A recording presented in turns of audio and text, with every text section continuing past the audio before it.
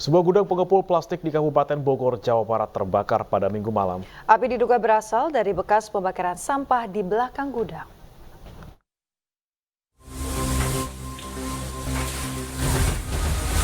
Kebakaran melanda sebuah gudang pengepul plastik di Desa Karangasem Timur, Citerep, Kabupaten Bogor, Jawa Barat pada Minggu malam. Api terus membesar karena banyaknya material plastik yang mudah terbakar. 10 mobil damkar diterjunkan untuk memadamkan api. Angin kencang, sempitnya akses dan minimnya sumber air menjadi kendala dalam proses pemadaman. Api diduga muncul dari bekas pembakaran sampah di belakang gudang. Ini sebuah gudang penyimpanan barang-barang bekas, terutama plastik ya, palet yang kebakar. Gitu Pak. Ini penyebabnya apa sih Pak? Tadi sih ada yang lihat kemungkinan itu security yang pabrik sebelah itu melihat memang ada kayak bakar-bakaran di pinggir sungai gitu, langsung ngambat ke atas. Untuk unit kita menerjunkan 10 unit dari sektor Citerep, Cibinong, Cilengsi, Gunung Putri, dan Ciawi. Api sangat besar itu karena membakar material plastik, sehingga kami mendapatkan kesulitan juga untuk memadamkannya.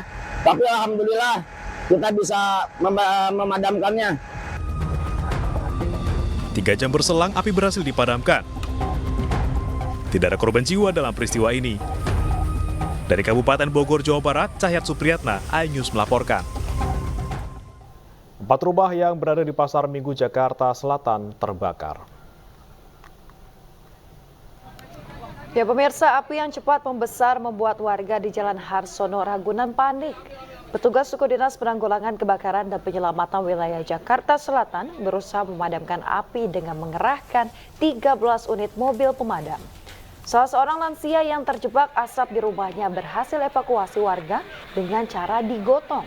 Menurut warga, kebakaran ini diduga terjadi akibat korsleting listrik pada salah satu rumah yang digunakan sebagai tempat konveksi.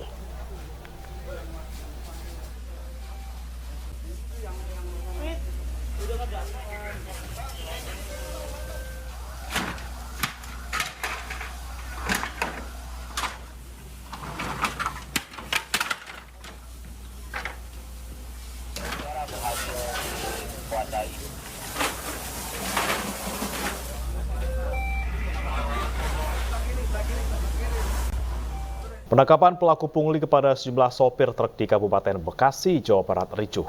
Warga yang emosi bahkan memblokir jalan dan juga menutup akses kendaraan truk bermuatan tanah. Nggak berani nangkap sini nih. Kalian lihat nih, bebelan. Inilah rekaman video amatir saat aksi pungutan liar terhadap sejumlah sopir truk terjadi di kawasan Babelan, Kabupaten Bekasi, Jawa Barat.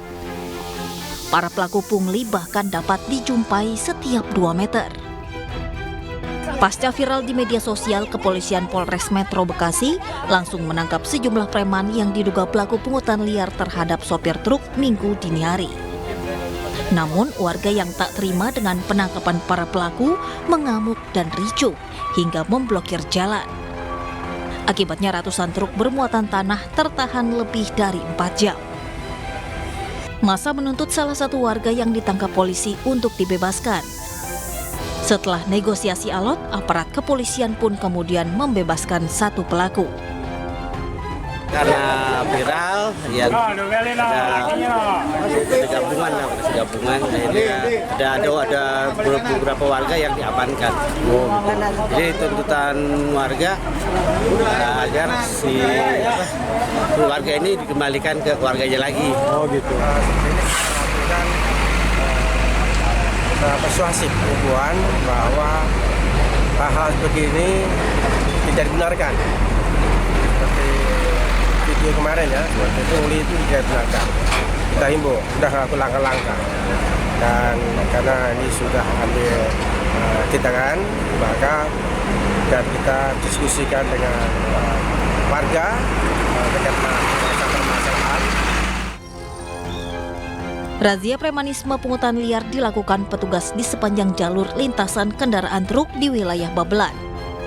Dari razia ini, polisi juga berhasil menyita sejumlah barang bukti uang diduga hasil pungli terhadap sejumlah sopir truk. Dari Kabupaten Bekasi, Jawa Barat, Ahmad Jauhari Lutfi, iNews melaporkan.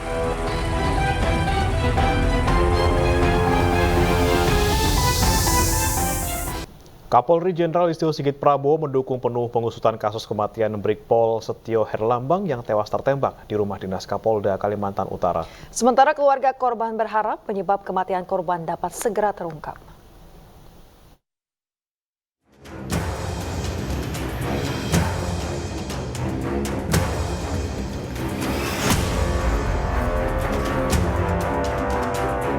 Kapolri Jenderal Listio Sigit Prabowo mendukung penuh pengusutan kasus tewasnya pengawal pribadi Kapolda Kalimantan Utara, Irjen Daniel Aditya Jaya.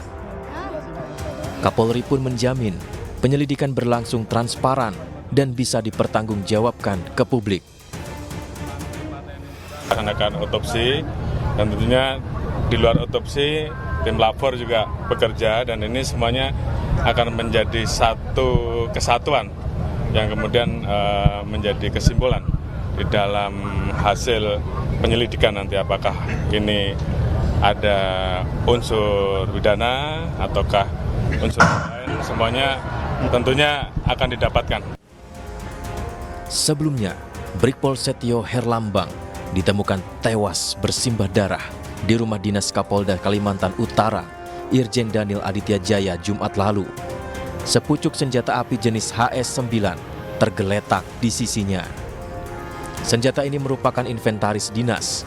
Korban diduga baru pulang sholat Jumat, lalu membersihkan senjata api miliknya di dalam kamar.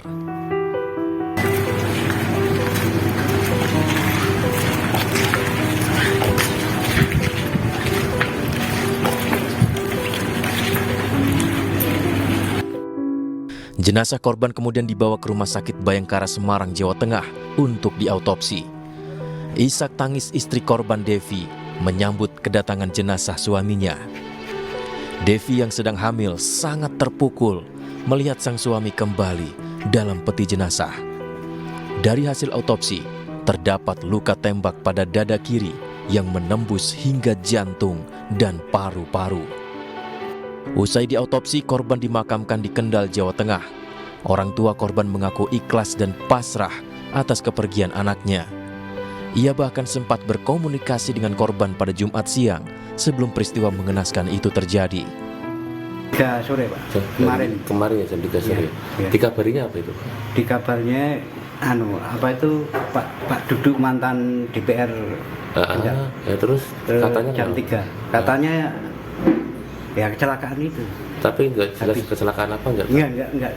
Enggak sama sekali enggak diberitahu kecelakaan apa enggak. Enggak tahu. Ada firasat sebelumnya Pak? Enggak ada Pak. Enggak ada ya? Sama sekali enggak ada. Ibunya juga enggak ada firasat, saya juga enggak. Lebih lanjut, keluarga berharap penyebab pasti kematian korban bisa segera terungkap secara terang benderang.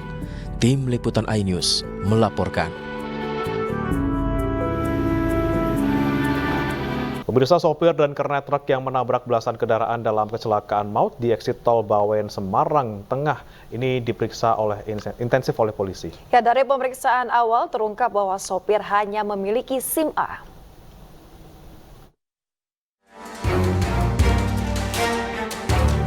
Pasca kecelakaan maut yang terjadi di eksit tol Bawen, Kabupaten Semarang, Jawa Tengah, Ditlantas Polda Metro Jaya melakukan olah tempat kejadian perkara.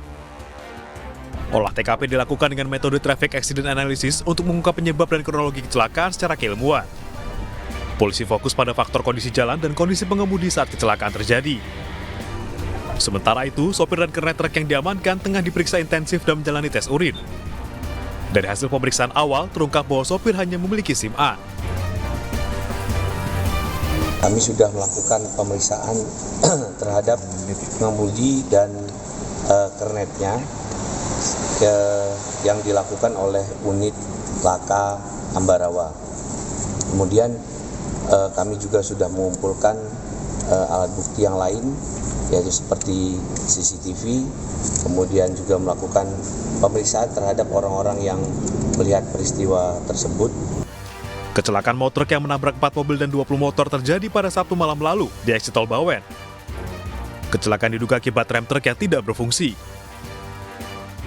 Sebelumnya dilaporkan 4 orang meninggal dunia. Namun pada Minggu siang, informasi tersebut dikoreksi menjadi 3 orang.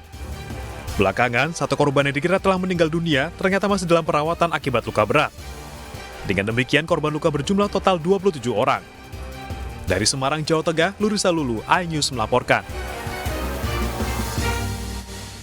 Informasi lain pemirsa, sejumlah wilayah di Kalimantan Utara terendam banjir. Ya, menurut BPBD Nunukan, banjir terjadi karena curah hujan yang tinggi dan juga akibat banjir kiriman dari Malaysia.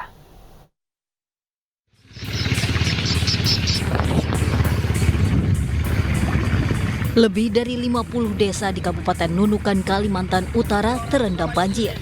Ratusan rumah warga pun terendam dengan ketinggian air mulai dari 1 meter hingga mencapai 10 meter. Banjir diduga terjadi akibat curah hujan yang tinggi selama beberapa hari terakhir. Tak hanya itu, penyebab banjir juga diduga akibat banjir kiriman yang datang dari hulu sungai Pasiangan, Malaysia. Akibat bencana banjir ini, BPBD Nunukan menerapkan status tanggap darurat dan memulai proses evakuasi warga. Dengan dibantu Polri, sejumlah warga dibawa ke tenda-tenda pengungsian sementara hingga banjir surut. Itu banjir, itu sudah banyak rumah, itu sudah ratusan rumah yang terendam banjir akibat banjir dari Malaysia itu. Sudah ada 5 kecamatan.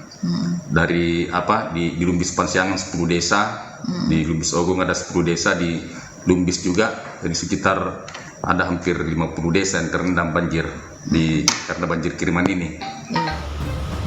Belum diketahui jumlah kerugian akibat bencana ini.